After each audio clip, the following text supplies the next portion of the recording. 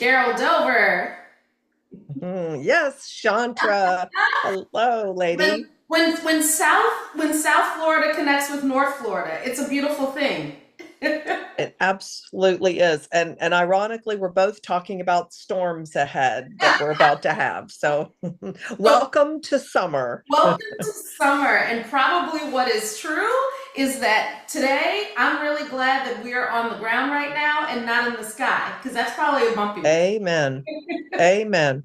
Absolutely. It's Me too. Oh my God. Well, so look, I first have to start by just acknowledging your career success, 30 years leading in the hospitality and lodging industry, lodging and restaurant industry. So formally, it is the Florida Lodging and Rest, Restaurant re- Association. Florida Restaurant and Lodging Lodging Association. Association. There we go. So, That was a test. yeah, That was yeah, a test for you, not for me. Totally you. yeah, You passed yeah. Yeah, it's funny because we were FRA when I was first hired, the Florida Restaurant Association, and the Florida Hotel Motel Association ran upon some financial challenging times and they asked us to take them over. And it made a little When bit more was that? sense When to was that about? 2006. Okay. And it made a little more sense to be FLRA, Florida Lodging and Restaurant Association. However, my restaurant guys said, nope, Nope. we're not doing that. We are taking them over. They're not taking us over, and we will be the lead title. So it is the Florida Restaurant and Lodging Association. Okay, that's a little bit of insider information and background. That's pretty fantastic. Yep. Yep. So 30 years. So tell me what was going on in the industry when you first got there 30 years ago, and how does that compare to what's going on now? Like, what were some of the big themes back when you were, just cutting your teeth on it? Yeah. Yeah. That's a great question, Chantra, because one of the things that we have learned, or I've learned over, a 30 years with this industry, but, a span of 40 plus years in my career, is that it truly is a round world. Issues that we're dealing with today, ironically, are some of the exact same issues that we dealt with 30 years ago. Minimum wage, Mhm, labor, mhm, workforce, housing, immigration, mhm. cost of commodities, fuel. It's just really interesting that we just keep seeing a lot of the same issues, some of which we're working very hard Mhm. to try to get settled, which would be like immigration. Yeah. It's one that can has been kicked down the road for decades. Wow. And no matter what party is in office, they want to work on it, and then the other party doesn't, and then the other party takes over and they want to work on it, and they just can't seem to get on the same page, which is a shame because we need to fix it. For an industry like ours, Well, we need to especially for a fix it. state like ours too, right? Yes, I mean, exactly. I think about Exactly. the state of Florida and the memories Mhm. for most families in the United States That's um, right. that take you back to the That's state of right. Florida at some point to That's right. experience the beaches, to experience the amusement parks, to experience That's all right. between. As you get Yep. older, you Yep. grow with it, right? Then you're coming for the retreats and the night Yep. in the South or wherever you That's go. right. So, Yep. And and I love yeah. that you said that you sort of remind us of how circular this whole thing is, and how Yeah. it doesn't really matter what your viewpoint is at the end of the day. The same things are really important. That's exactly right. It is so true. We jokingly, in all due respect, as I lobby federally as well as state. Sure. State, 60 days. Well, this session was a little bit interesting, but we the legislature has to pass one bill, Yeah. and that's the budget. That's it. Now, hope, every year they pass more than that. But, it comes, it goes, it moves. We know what happened. But federally, we call it like moving and turning a battleship. It just, we laugh about, we could literally take the papers that we're lobbying today and just put them in a drawer and pull them out next year, because we'll go back and we'll be lobbying the same issues. And it's frustrating, but I'm hopeful. You know how in life sometimes things have to get to their worst boiling point Yes. before they are taken seriously enough that they're fixed. And I hope that immigration will be one of those, because farmers are hurting, construction is hurting, hospitality and tourism, Yeah. it's critical. We need our immigrants. We do not want the criminals. That's right. And we don't want the ones that, that maybe that came across the border, in the last 4 to 5 years, because we don't have any, we don't really have a handle on who they are. Yes. But we do know who many of our immigrants are that have been here for decades Yes. and have worked in our hotels and worked in our restaurants. And they're not criminals, they're here to work. Yeah. And we are advocates of some form of a essential worker program that will give them a work visa and allow them to get a legal driver's license to go to and from work, a social security card that says that they are here on a work permit only, so Yeah. they can pay taxes and come out of hiding. Yes. But they will not be citizens. And that's where we have this great piece of legislation Yes. that we hired some of the best immigration lawyers in the country. And that's what it says. In a nutshell, it says exactly what I just described. It is not amnesty. They Yeah. do not become a legal citizen. They become a essential worker with the right to go to work. And that's it. And pay Yeah. taxes, which is a novel idea.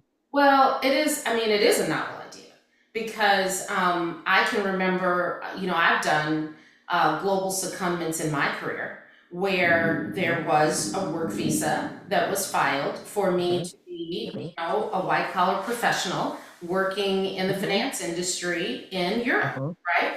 Um, it's no different than that. And what I love about what you're pointing out as well is that there comes a time where if we want to see things move forward and advance for the good of everybody, that we think about the compromise that is required for us all. Right. And Absolutely. I tend to strongly believe that it's times like this where it takes, yes, there's understanding one another's viewpoint, but then there's also thinking about the greater good. And if I That's may, right. and please inviting you to correct me if my facts are wrong, but as I think about, even just the state of Florida, the amount of revenue that, quite Yeah. frankly, you oversee as president and CEO of this entity, Yeah. that comes to this state on an annual basis is Hmm. Fortune 500 level as a public Hmm. entity. And Hmm. no different than if we were thinking Fortune 500 as a public entity, we would be thinking about what are the things that protect the P&L, right? And That's there's right. always a component of, are you taking care of the employee base, the people? And, Right. I Right. just don't know how you get that equation solved in a state where not everybody wants to be in the service industry. Not everybody does. So No.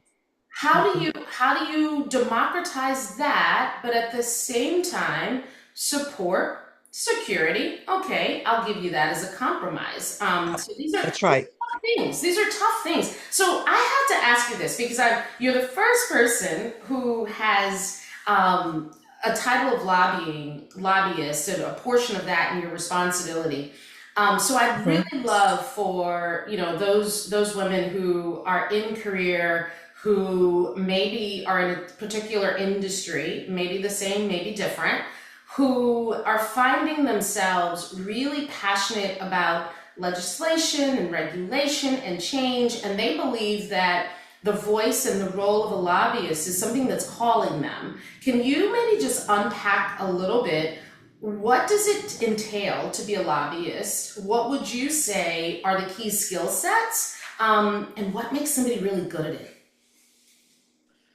Well, I would first start by saying it's important to be a good communicator and be a people person. Yeah. But you can be a good communicator and you can be a people person. But if you have lack of integrity, I Mm. think you should stay as far away from the process as Mm. you can, Ooh. because integrity is what makes good, sound policy. Mm. When you can when people can trust what you have to say. I mean, like I would hope that I could say that in all the years that I have lobbied an issue, I have always been one that tells both sides. I Yes. don't just go in and tell a member our side of the story, because somebody's going to come in the door right behind me That's right. and say why my idea might be a bad idea. That's right. So I always feel that it's important to build that trust and build that integrity by members appreciate that you say, okay, now that I've told you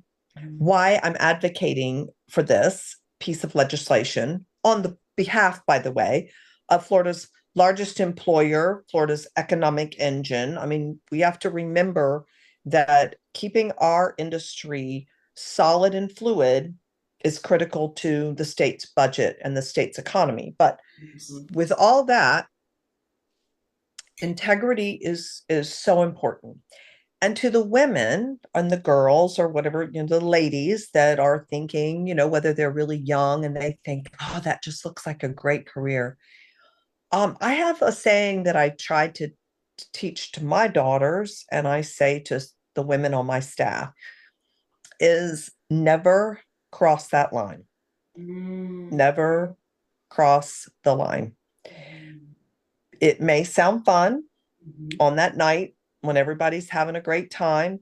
Mhm. And, in our industry, there is a little bit of, A lot of entertaining. It's a lot of yeah, entertainment, I imagine. yeah. And you have to be very careful to balance cocktail hour Mhm. and where you go and who you're with the position that you're representing. Yes. Because once you get painted with a bad brush, Mm. it is so hard to undo it. It is so hard. And so I always try to say, just remember, there is a line. Mhm. And many times women are asked to cross that line. Yeah. Don't. Yeah. That's all I can say is don't. Carol, I you're go speaking ahead. from a history. I mean, honestly, we've gone through this movement of since the early 90s until now, where we've seen all sorts of movements, Me Too, otherwise, and Yep. there really is a confidence by which women are speaking up about some of the less than favorable experiences that career has put them in. Yeah. And I think what you're saying is it doesn't matter what career you choose, right? Um, Right. That's un- right. understand very clearly that you are your biggest advocate, That's both right. in a compromise situation Mhm. or an advanced professional situation. You are your biggest advocate, and that's important to understand and be responsible with that. Right. That's exactly right. Excellent advice. So, And, oh, and never forget that you're representing whatever company you work for. yes. I happen to represent an industry that has, you know, I have over 10,000 members. We are a massively large, but I feel like every time I'm out front, I'm representing the group of as a whole, not Carol, Mhm. not, you know, my best friends. I'm representing the industry. And it's critical that when my members see what I have to say or what I'm doing, that they they're proud, and they feel that that we handled ourselves with the best of intention and the highest of integrity. I love that. Beautiful. Okay, so here's a question. Okay. In particular, as I think about being in the hospitality space, there's a grace under pressure that the best restaurants and the best hotel experiences that one can have anywhere in the world, there's a grace under pressure that I see the leaders really navigate that. I'd love to hear your thoughts, as you are sort of representing this entity for the state. What's one personal practice or mindset that helps you with grace, even on the tough days? Well, I have a lot of sayings, and my staff would, if they were all sitting around me, I could not say a word, and they could all tell you what my sayings are because they hear them all the time. I think probably one of the biggest ones that will allow you to have grace under fire is to never burn a bridge. And that's one of my biggest sayings is the bridge that you burn today after decades of experience, I can tell you that one day you're going to need that bridge. So You may think at the time, I'll never need it. I don't care if it ever true. crosses in front of me again. It will. I always say that God has a sense of humor, Yes. and you might torch that bridge, and then He will put it right back in front of you one day to see how you're going to handle it. So I say, be a carpenter, Ooh. bridges, don't burn them because you will need that bridge. So build a bridge. And that takes grace under fire many, many times. You will get challenged.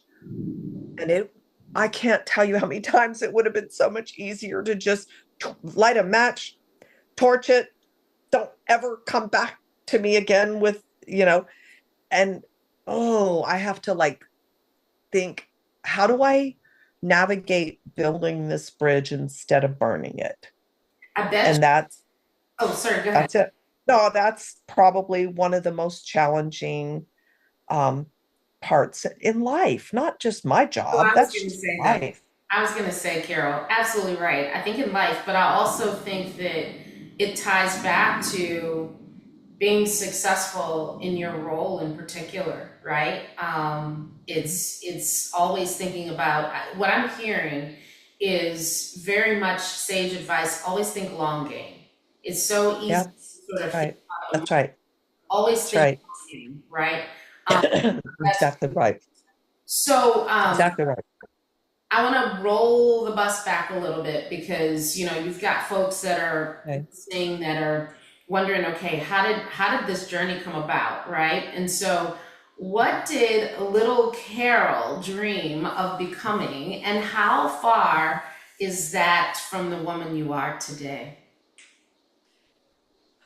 I'm going to send you um, a video that was done on my biggest honor of my career, which was the Hall of Fame, Tourism Hall of Fame, because I felt that they recapped this incredibly well. At the very end, my husband tells a quick little story about how when we were newlyweds, practically, I was at an event and said, do you see that man over there in that suit? And he said, yeah. He said, I said, and it's a true story, I want to be him someday. And that him was the CEO of the Florida Restaurant Association. Did you know So that? Did you know that at the I time? did. Wow. Oh yeah, I've wanted this job. Um, my husband says since I was born, but I would say probably right after I graduated from college with a hotel and restaurant degree. So it is my field and my passion. I grew up in the industry in Orlando. It's truly kind of all I know. I had the honor of going to work for the beer industry of Florida. Oh, Tallahassee is not the hotel metro, particularly back then, the big hotel mecca. I out of Florida State Hotel and Restaurant School, you're guaranteed a job. and mine was Houston Oaks in Houston. But I was madly in love and didn't want to leave. And so I went to work for the beer industry of Florida. And that's where I cut my teeth on association management, lobbying. And, now I look back on those 10 years. That's where my first 10 years was spent. In this job, we spend a lot of time dealing with the alcohol laws, as you can imagine. Hotels and restaurants both sell and deal with a lot of alcohol issues. So that 10 years was invaluable for my walk and journey that I, at the time, had no idea. I just knew that I used to say, I love trade association world, but I would love to run a trade association that's either hotels or restaurants. And so I got the restaurant one, and then lo and behold, who would have ever known that we would merge with hotels, And later, and a little over 10 years in this job we merged. Um so it has, and it's been you an were interesting. manifesting before that was a word, Carol. I just gotta Do say what? this. You were manifesting before that was like Uh, a relevant word. yeah, maybe I was. My career walk has been incredibly blessed. I feel I love what I do. I've loved every job. But I look back on the bridges that were there for me, and every step of the way um, made me one step closer to being ready for this job, and I didn't even know it.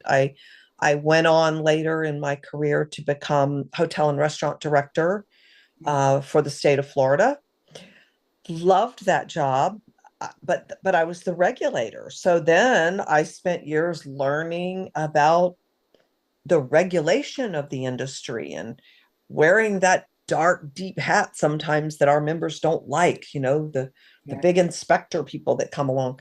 And I oversaw that agency for a couple of years. And then I was asked to go inside the governor's office and be deputy chief of staff for the governor. And Wow. I didn't want to do that. I did not want to do that. I loved being hotel and restaurant director. I was so in my swim lane and just loved it.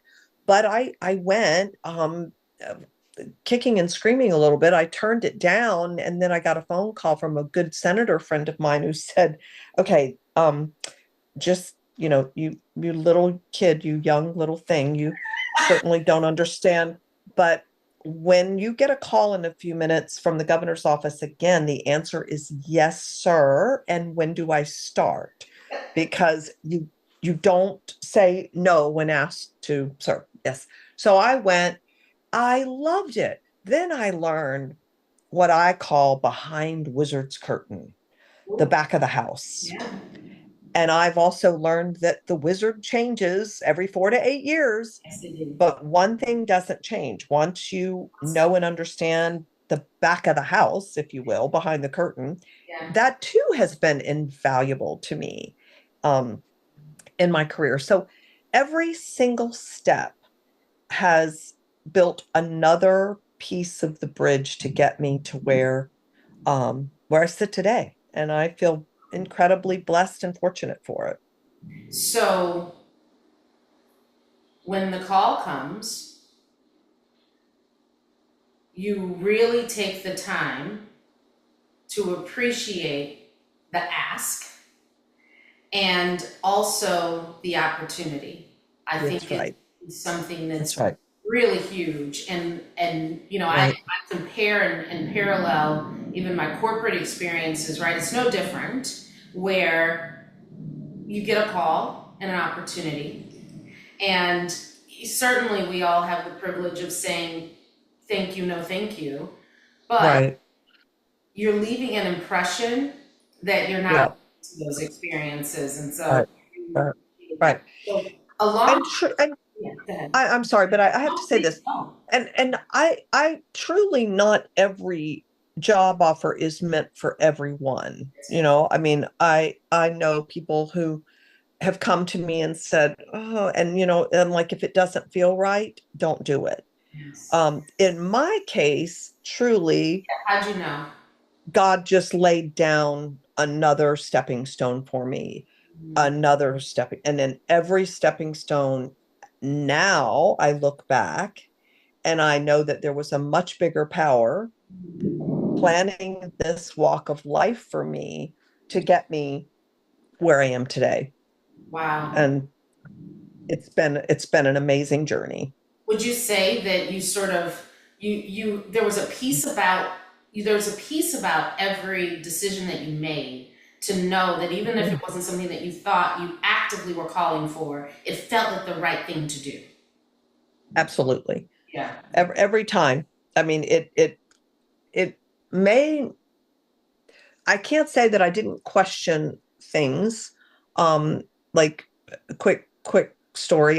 My husband and I lost a house to a fire on 7 days before the election, of which sorry, of which we lost that election. So I was gonna be out of a job.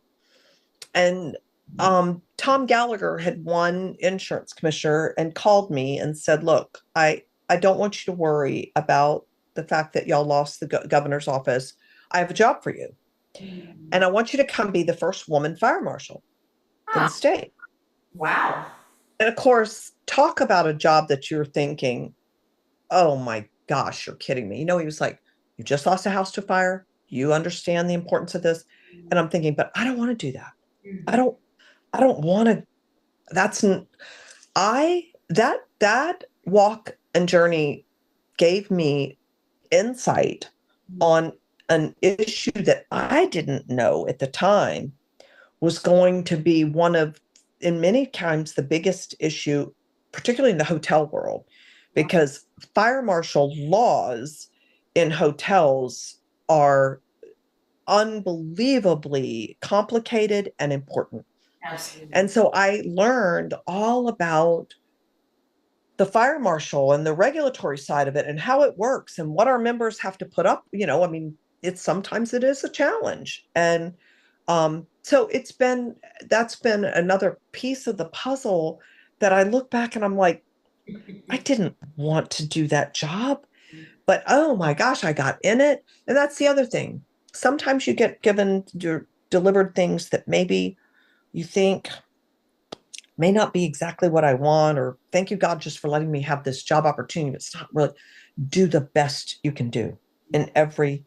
If I was an elevator operator, I would have to learn everything about the elevator. Do the best you can do, because I can honestly say I did that. And every time I question, is this right for me? I went in with, I'm going to do it better than anybody. I'm going to try to find perfection in this job. That's right. And I really think that attitude is what always opened another door, right? Yeah. There's then you look back and you go, I guess I did make a lot of really good friends in that job. And then I got offered another job, That's how it another step. So, I am excited for the people that are listening to this because um, you're dropping truths. I just have to just double click on a couple that you just sort of threw out there, and I just want to make sure people pay attention to this. It's not always the glamorous, pretty, sexy thing that you had in your mind. right. It's interesting, I believe, that sometimes we will have a vision of what we want to do and what we aspire to. And we have this false sense of expectation that we can just, like, I dream of Jeannie, click our fingers, and we're there, right?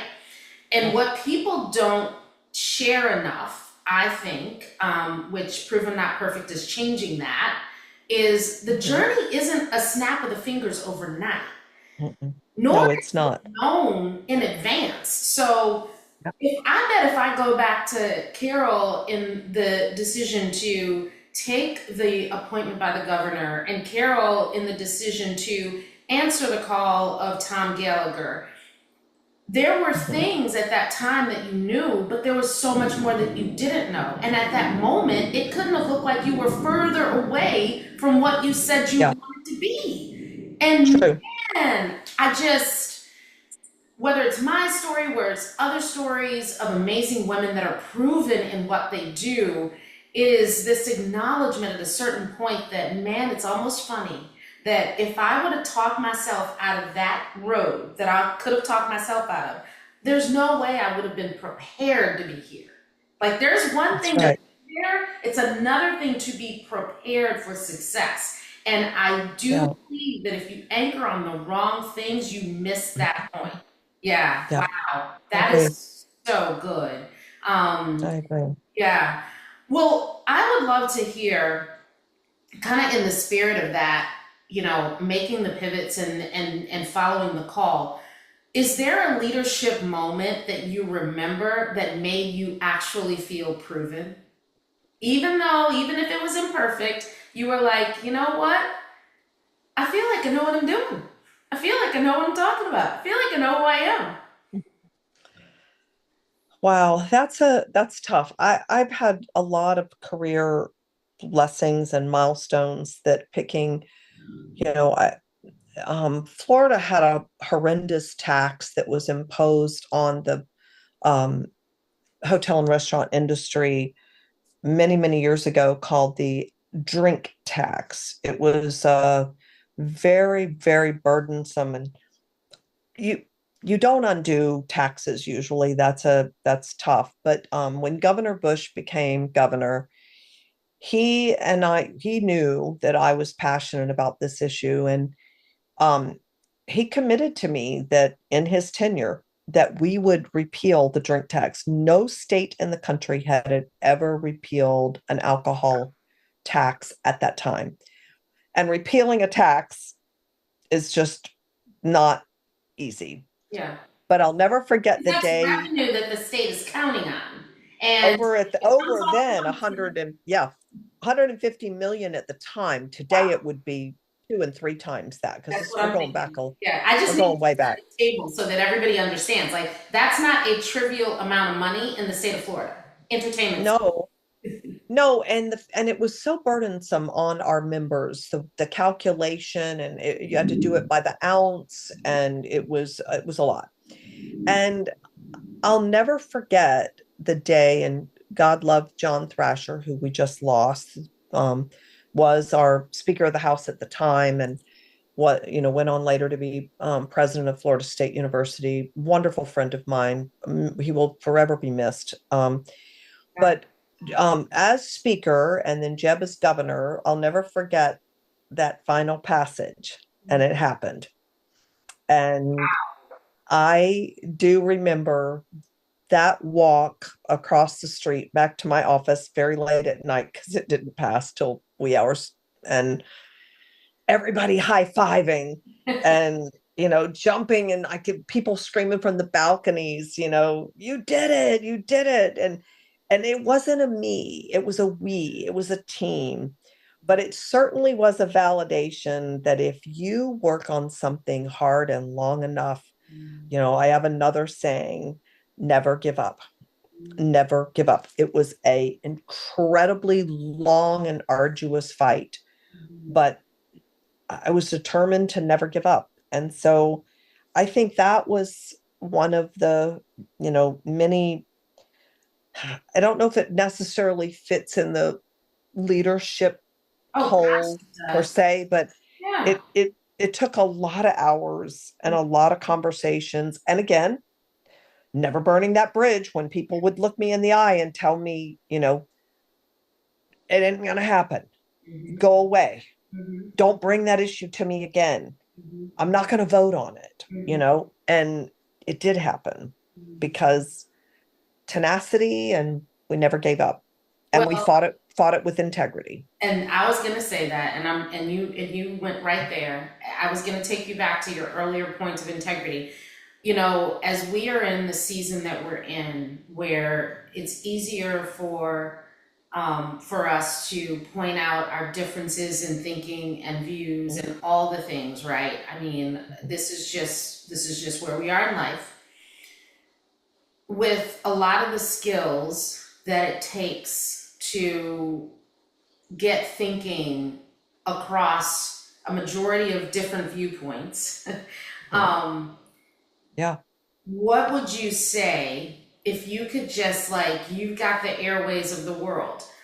What would you say are three things that you would love to just say? Think about this as you feel either polarizing or polarized. Think about this. What would those think about things be? What would your letter to us all be about? Because I believe that this is an appropriate question to ask someone in that skill set, right? Because you can't turn over a tax typically ever. And you certainly can't do it without complete support or majority Mhm. support. Yep. And Yep. so, stepping aside from all politics and all the things, what would you tell us? How do we start to get back to a civil discourse Yep. of listening and adding to our own viewpoint? Yep. Yeah. Well, I can do it in a couple ways. I'm going to do it in three words Okay. instead of three thoughts. Love it. Art of compromise. Ooh. I feel that we have lost the art Mm. to compromise because we are so polarized. It's become my way or the highway. Mm. I either get what I want or we get nothing. Yeah. And I mean, if I told you we didn't sit down and do a lot of compromising on if one of the biggest compromises on the repeal of the drink tax was, of course, I wanted it all in one felt swoop. Of course. No, we did it in 3 years, three different sessions. We did a third and Mm. a third, and then 9/11 hit, and I Wow. had to pull it off the table. I didn't have to. I was asked and cautioned that it would be in my best interest to pull it down in year three. And I was like, oh my gosh. And so we did. So guess what? Year four, everybody remembered that we compromised. We did what was needed at the time. So the art of compromise is a lost art.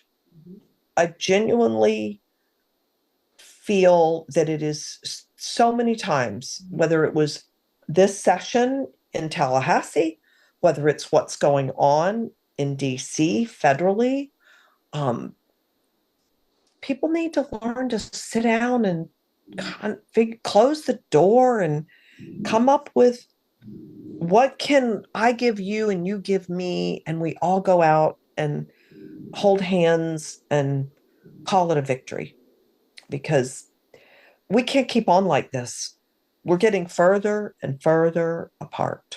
Yeah. And that's terrifying, honestly, to It's me. terrifying. And also, I think that if you have a genuine desire to follow, a Christian value system, it takes you Mhm. down a path that separates us more than brings us together. And Yeah, at the end of the day, we're meant to yeah, be together. yeah, And I love that art of compromise, art of compromise. And I guess one thing that came out loud and clear too is patience, yeah. because Patience. I Yeah, think what I heard in your story is even when that year three was the year that, okay, now it's yeah, environmentally, the world, certainly the United States, had experienced the biggest disaster yeah, since, a world war.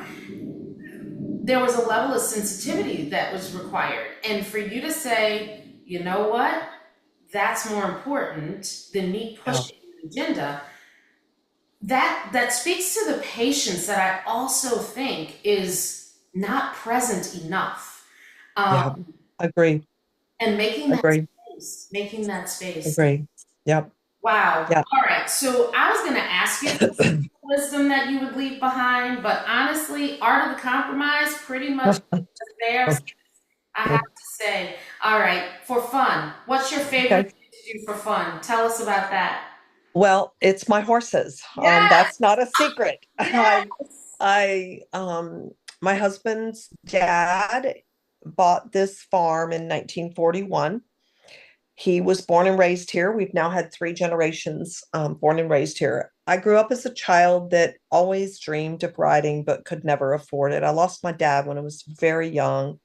My mom fought hard to, raise three kids and put us through school. And so I guess as a kid, I used to just think about, gosh, I wish I could ride like some of my friends.